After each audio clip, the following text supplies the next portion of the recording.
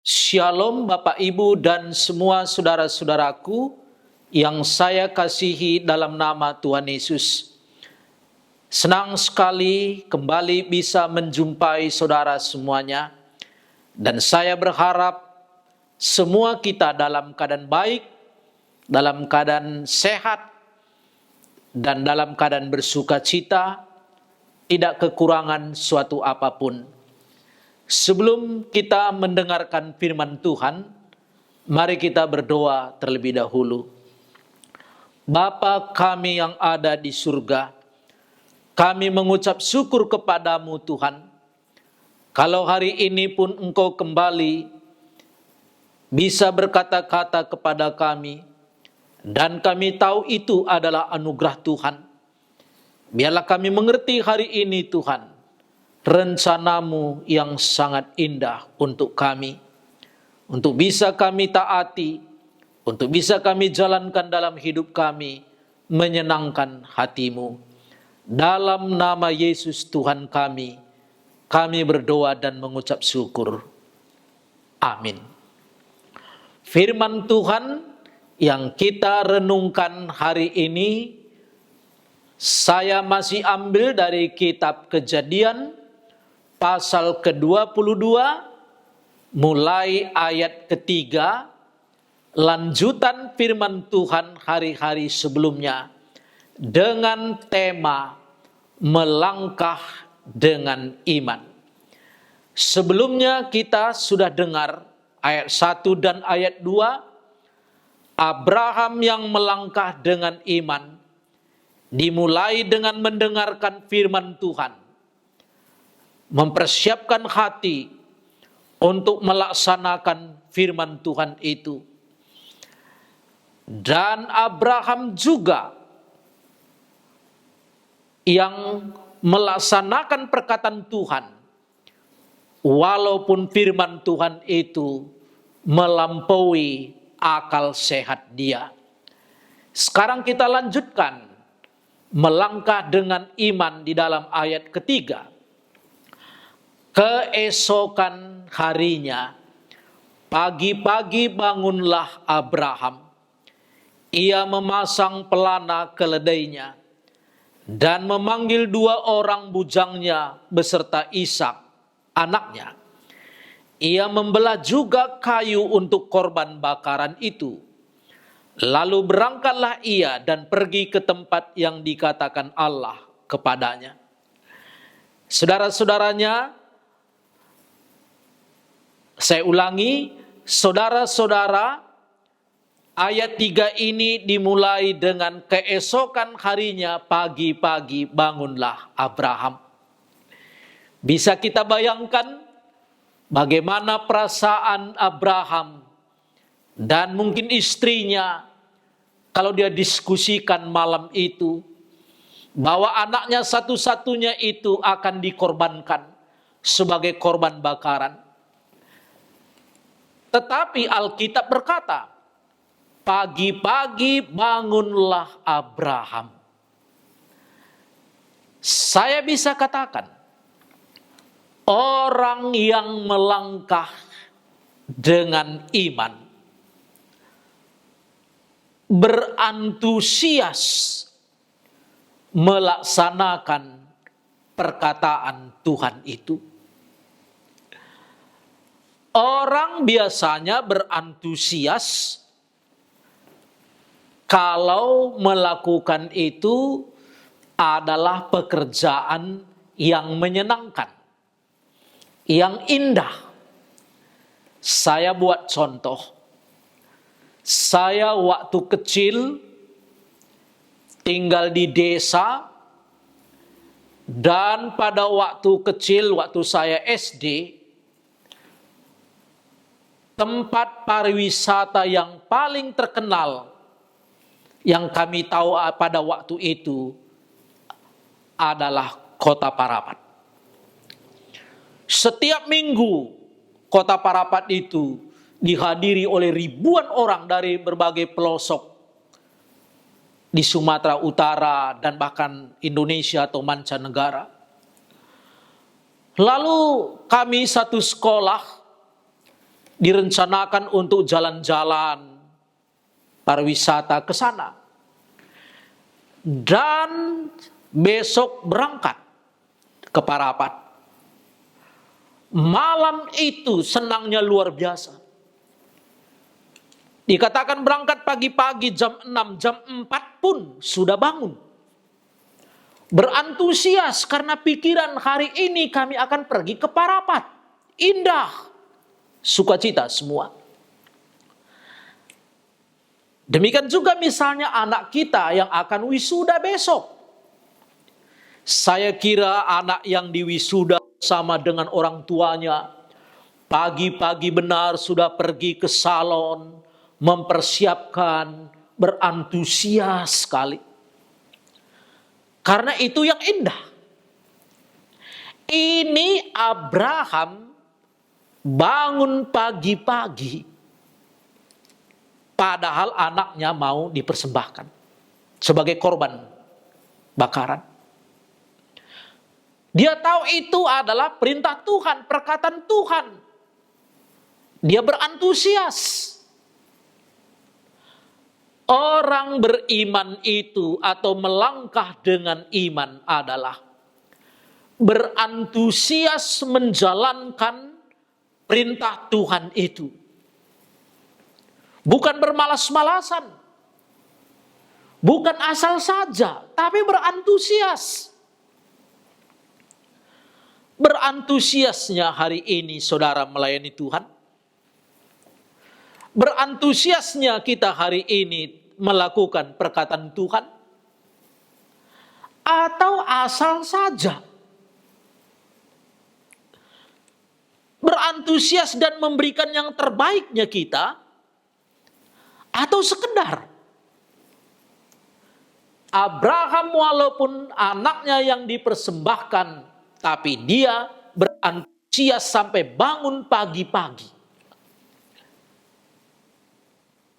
Dan seterusnya dikatakan, ia memasang pelana keledainya dan memanggil 2 orang bujangnya beserta Ishak, anaknya. Ia membelah juga kayu untuk korban bakaran itu, lalu berangkatlah ia dan pergi ke tempat yang dikatakan Allah kepadanya. Selain berantusias, Abraham itu mempersiapkan semua kebutuhan-kebutuhan untuk korban bakaran itu. Orang yang melakukan kehendak Tuhan melangkah dengan iman, mempersiapkan segala sesuatunya untuk pekerjaan Tuhan itu. Kalau benar saudara dipanggil oleh Tuhan menjadi seorang hamba Tuhan, yang pertama tentu kita berantusias. Yang kedua, kalau kita misalnya dipanggil Tuhan menjadi pendeta, tentu kita mempersiapkan diri kita belajar Alkitab dengan baik. Mungkin harus pergi ke sekolah Alkitab yang terbaik. Membaca buku-buku. Itu namanya mempersiapkan. Ini ada orang jadi hamba Tuhan. Apalagi disebut dirinya sebagai seorang pendeta. Tetapi membaca Alkitab pun malas, belajar Alkitab pun malas. Mungkin hanya bisa tiru khotbah orang lain. Itu bukan mempersiapkan saudara-saudara, bukan mempersiapkan. Abraham itu bukan saja, besok berangkat, sudah santai saja. Dipersiapkannya teman anaknya di perjalanan bujangnya, dipersiapkannya kayu api dibelah, dan lain sebagainya. Kalau Tuhan memanggil kita dan kita berantusias untuk melaksanakan perkataan Tuhan, dan antusias itu berarti diikuti dengan kita mempersiapkan diri kita untuk pelayanan itu, untuk Tuhan. dan yang terbaik. Saudara-saudara, banyak orang melayani tapi tidak dipersiapkannya dengan baik. Asal saja, gampang sekali. Orang mau jadi hakim, mau jadi jaksa, harus kuliah di Fakultas Hukum 4 atau 5 tahun. Mungkin ada lagi khusus jurusan hakim, jurusan jaksa, belajar lagi. Orang menjadi seorang akuntan, belajar di Fakultas Ekonomi, jurusan akuntansi. Apalagi untuk menjadi seorang dokter, sudah lulus pun sarjana kedokteran, mungkin harus ikut PTT, koas, dan lain sebagainya. Kan tujuannya kan mempersiapkan supaya orang ini nantinya dalam pekerjaannya baik. Ini kita melayani Tuhan kok banyak orang berani sembarangan. Memang bukan harus tahu semua baru kita melayani Tuhan, bukan harus perfect kita baru bisa melayani Tuhan, tidak. Tapi paling sedikit kita kalau disuruh Tuhan untuk melakukan pekerjaannya, kita berantusias dan juga mempersiapkan diri kita sebaik-baiknya. Seorang pendeta tentu pekerjaannya bermacam-macam. Tapi tugas pokok yang terpenting bagi seorang hamba Tuhan, seorang pendeta adalah menyampaikan firman Tuhan. Ada tugas yang lain, kunjungan, pastoral, konseling, dan lain sebagainya.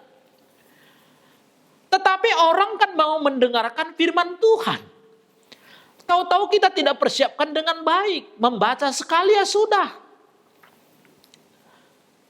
Walaupun kita tidak harus ahli sampai menguasai bahasa aslinya semua. Tapi sekarang kan sudah dimungkinkan dengan ada buku-buku bisa kita belajar. Membandingkan dengan bahasa-bahasa daerah kita, bahasa Inggris atau bahasa yang lain. Kalau untuk sekuler saja orang sampai spesialis, sampai belajar bertahun-tahun. Masa kita untuk Tuhan, kita tidak lebih.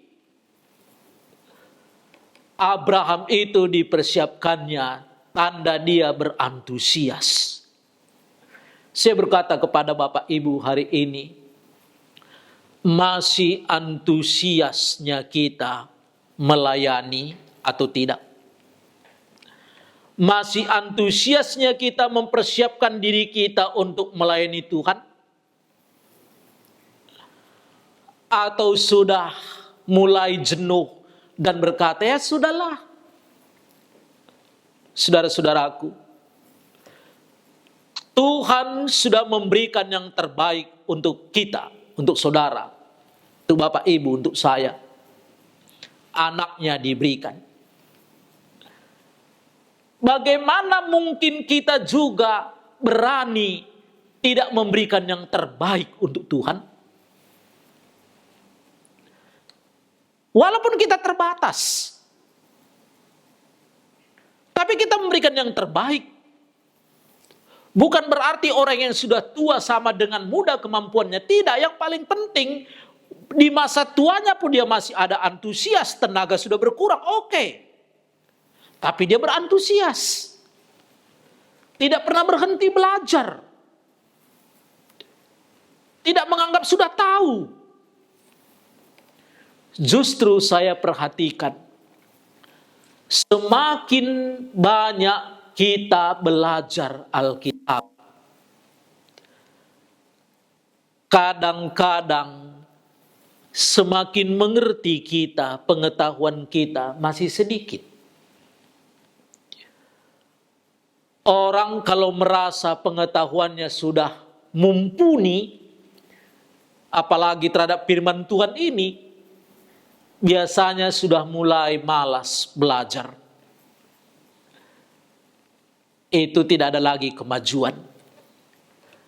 Sampai kita berhadapan dengan Tuhan, belajar itu tidak pernah berhenti. Sampai kita mati, kita terus berantusias melayani Tuhan, tentu dalam kapasitas dengan kondisi kita pada saat itu. Itulah Abraham. Dia berantusias bangun pagi-pagi dan dipersiapkannya semua. Saudara-saudaraku, saya pernah dengar kisah seorang pemain sepak bola yang terkenal sekali di dunia ini. Tentu pemain profesional itu mungkin diberikan lapangan khusus. Dia sudah sangat terkenal dengan gaji bisa bermiliar dalam 1 minggu. Saudara tahu, pemain sepak bola ini sebelum teman-temannya datang untuk berlatih bersama, dia 1-2 jam sudah duluan di lapangan itu latihan sendiri. Padahal sudah terkenal di seluruh dunia. Saudara, ini namanya antusias. Apalagi kita melayani untuk Tuhan. Dia melayani dalam arti untuk dia semakin populer, supaya uang semakin banyak sama dia. Itu pun berantusias. Saudara-saudaraku, yang ketiga di dalam ayat 3 ini, bagian terakhir, lalu berangkatlah ia dan pergi ke tempat yang dikatakan Allah kepadanya. Orang yang melangkah dengan iman berarti melayani di tempat yang disuruh Tuhan. Bisa saja Abraham berkata, mengapa harus ke tanah Moria? Lebih 3 hari 3 malam perjalanan jauhnya. Mengapa bukan di sini saja? Saya senang sekali kalimat ini. Lalu berangkatlah ia dan pergi ke tempat yang dikatakan Allah kepadanya. Dalam pelayanan ada istilah tentang panggilan Tuhan. Panggilan Tuhan kepada kita semua berbeda. Saya dipanggil Tuhan menjadi pendeta. Mungkin saudara yang lain dipanggil Tuhan jadi penginjil. Ada yang dipanggil Tuhan jadi misionaris. Ada dipanggil Tuhan jadi guru agama. Ada dipanggil Tuhan jadi pengusaha Kristen. Ada yang dipanggil Tuhan menjadi guru. Ada yang dipanggil Tuhan bagi saudara-saudara yang menjadi pegawai negeri. Semuanya sama di hadapan Tuhan. Dan harus kita mengerti, saya tahu di mana saya dipanggil Tuhan. Dan panggilannya itu indah. Dan panggilannya itu merupakan satu kehormatan. Saya tidak iri melihat orang dipanggil menjadi seorang misionaris. Dan saya berkata, wah saya ini pendeta. Seandainya saya dipanggil jadi misionaris, oh indah luar biasa. Mungkin juga saya seorang misionaris melihat seorang dipanggil jadi pendeta, mungkin berkata, oh enak sekali jadi pendeta. Yang indah itu saudara-saudara, kita melayani sesuai dengan di mana kita ditempatkan Tuhan dan sebagai apa kita diinginkan oleh Tuhan. Kalau Bapak Ibu dipanggil jadi pengusaha yang mencintai Tuhan, jadilah pengusaha Kristen yang mencintai Tuhan, mendukung pekerjaan Tuhan. Jangan bercita-cita jadi pendeta. Kalau saudara dipanggil oleh Tuhan menjadi pendeta, jangan bercita-cita. Jangan merasa panggilan jadi pengusaha itu jauh lebih indah. Oh enak, uangnya banyak, bisa jalan-jalan kemana-mana. Indahnya itu bukan soal jalan kemana-mana, bukan soal banyaknya uang. Tapi masalahnya, kemana Tuhan tempatkan kita. Melangkah dengan iman itu berarti menuju tempat yang disuruh Tuhan, walaupun jauh tanah Moria dari rumah mereka. Mereka pergi ke sana. Dia tidak protes, Tuhan mengapa tidak di sini saja? Mengapa harus capek jalan? Bawa perlengkapan, harus bawa bujang, dan lain sebagainya. Tidak. Jangan pernah komplain sama Tuhan kalau kita ditempatkan di pelayanan tertentu. Jangan pernah iri terhadap panggilan orang lain. Jangan pernah kita bandingkan panggilan kita dengan pelayanan orang lain seolah-olah panggilannya lebih indah. Jangan. Di mana kita ditempatkan Tuhan, di mana kita dipanggil, kemana kita disuruh, itulah yang paling indah. Melangkah dengan iman itu berarti melakukan yang sesuai dengan yang disuruhnya. Melakukan pekerjaan di tempat yang dimana Tuhan inginkan. Saudara-saudaraku yang saya kasih dalam nama Tuhan Yesus, saya sebagai seorang pendeta, saya perhatikan teman-teman yang melayani sebagai pemimpin panti asuhan. Dan saya berkata dalam hati saya, seandainya saya pemimpin atau pengasuh panti asuhan, mungkin 1 bulan pun saya tidak tahan. Bisa kita bayangkan anak-anak di panti asuhan 20-30 orang, dari latar belakang yang berbeda-beda, karakter yang berbeda-beda. Rata-rata mereka ada broken home, tidak punya orang tua atau orang tuanya bercerai. Dan itu dibawa ke tempat itu. Dan harus kita didik, harus kita ajar, harus kita kasihi sebagai orang tua. Saya yakin Bapak Ibu, sehebat-hebat pendeta kalau nggak dipanggil Tuhan ke situ, dia akan frustasi. Demikian juga, mungkin sebagai pemimpin panti asuhan, lihatnya seorang pendeta bisa 3 kali seminggu berjumpa dengan jemaat dalam firman Tuhan. Mungkin juga dia berkata, oh kalau saya sebagai pendeta mungkin saya nggak tahan, dari mana buat firman Tuhan bahannya. Saya juga melihat seorang misionaris, tantangannya begitu sulit. Pergantian cuaca, bahasa, budaya, dan lain sebagainya. Belum lagi tantangan kuasa gelap. Sulitnya luar biasa. Dan saya juga tidak tahan kalau saya ke situ. Dan juga sebaliknya. Demikian juga hari ini. Kalau kita pendeta, misalnya jadi seorang pengusaha Kristen, mungkin kita nggak sanggup. Atau pengusaha jadi pendeta, juga tidak sanggup.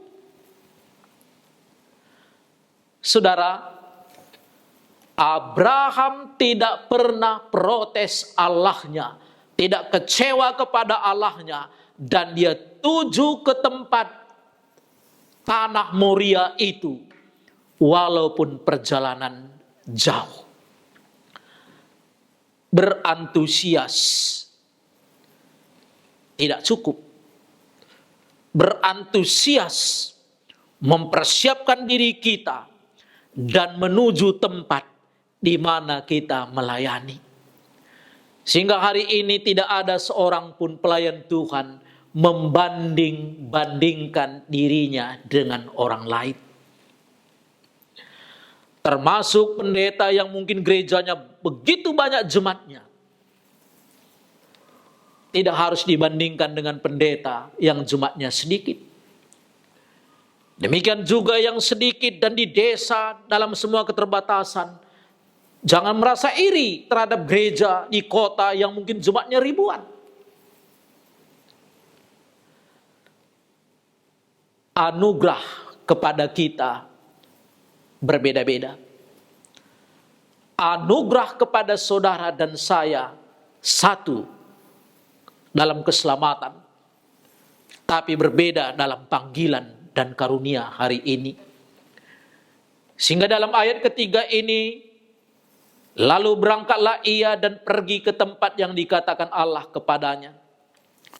Ayat keempat, ketika pada hari ketiga Abraham melayangkan pandangnya, kelihatanlah kepadanya tempat itu dari jauh.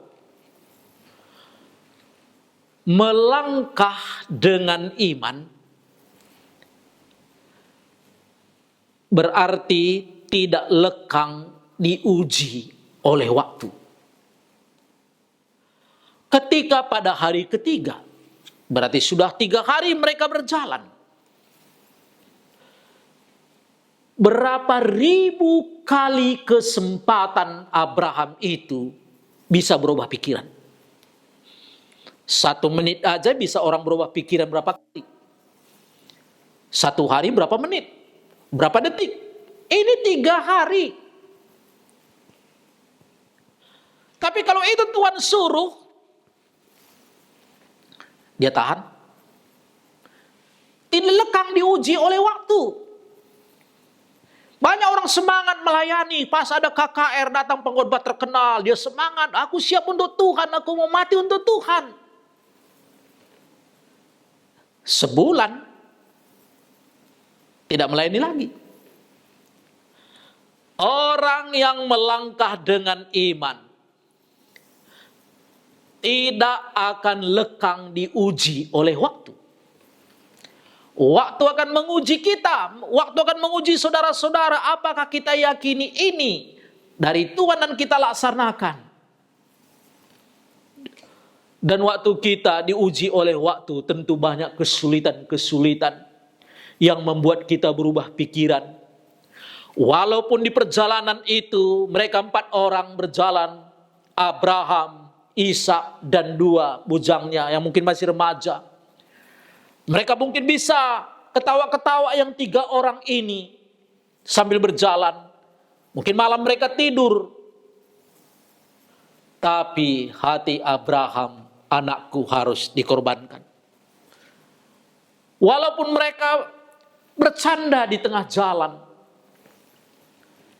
tapi Abraham fokus apa yang disuruh Tuhan, walaupun anaknya dikorbankan.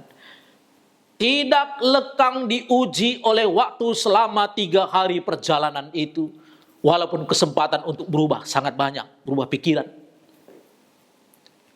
Hari ini kalau kita melihat hamba Tuhan yang sudah tua, mungkin ngomong pun tidak terlalu jelas lagi. Hormatilah Bapak Ibu. Dia pernah muda, pernah semangat. Hari ini apa mau dikatakan, kita tidak bisa melawan tubuh kita ini. Menurut Alkitab, tubuh jasmani ini semakin merosot. Tapi tubuh batiniah, tubuh rohani kita ini semakin diperbaharui. Nggak bisa kita lawan bahwa semakin tua kita semakin lemah, sakit-sakitan.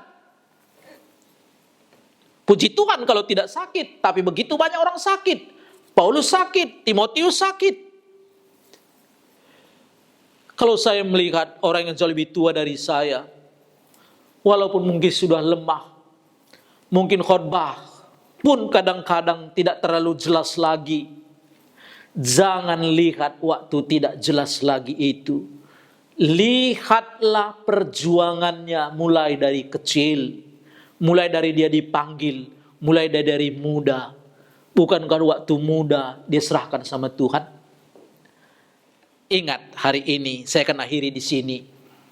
Iman yang sejati, melangkah dengan iman, berani diuji oleh waktu, dan dia tidak lekang. Kiranya firman Tuhan ini bisa menjadi berkat bagi kita semuanya. Mari kita berdoa. Bapa kami di surga, kami mengucap syukur kepadamu Tuhan, karena firman Tuhan sudah kami dengar, supaya kami yang dipanggil oleh Tuhan, disuruh oleh Tuhan melakukan pekerjaan Tuhan, kami berantusias, kami mempersiapkan diri kami, Demikian juga kami melakukan apa yang Tuhan suruh di tempat di mana Tuhan tetapkan kami. Berkatilah semua saudara-saudaraku dimanapun berada, supaya Tuhan memberkati mereka. Dalam nama Yesus Tuhan kami berdoa dan mengucap syukur. Amin. Seandainya Bapak Ibu ada ingin didoakan, atau ingin bertanya tentang firman Tuhan ini, boleh menghubungi nomor HP atau WA saya yang tertulis di bawah ini. Shalom, Tuhan Yesus memberkati kita semuanya. Amin.